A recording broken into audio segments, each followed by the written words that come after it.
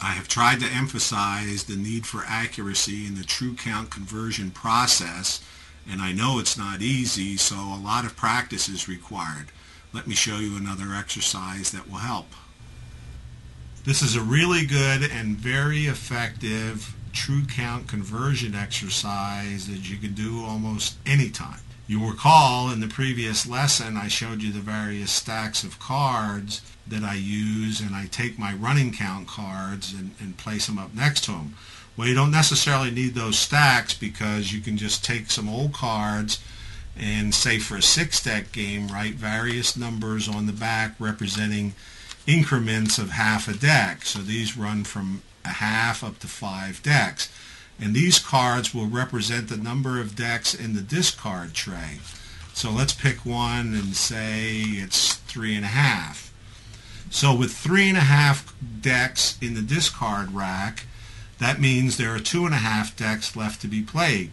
Now all I do is place down running count cards next to that and then figure the true count. So with a running count of 6, 3.5 decks left in the discard tray, there has to be 2.5 decks left to be played, so the count per remaining deck is 6 divided by 2.5, which is 2 because we round down in a conservative way. If the running count is 9 and there's 2.5 decks left, then we have a true count of just under 4. If the running count is 2, then we have a true count of something under 1.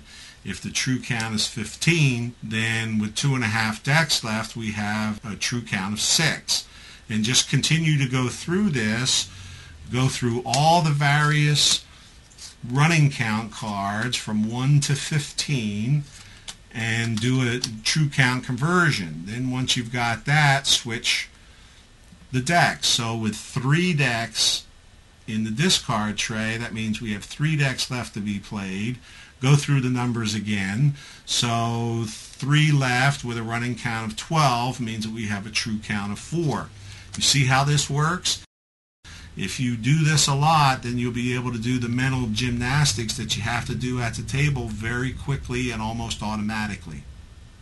For those of you who are playing in single deck games, all you need to do is make up a set of cards that says 1/4, 1/2, and 3/4 of a deck, and make running count cards that run from 1 to 10, but you'll do the exercise the same way.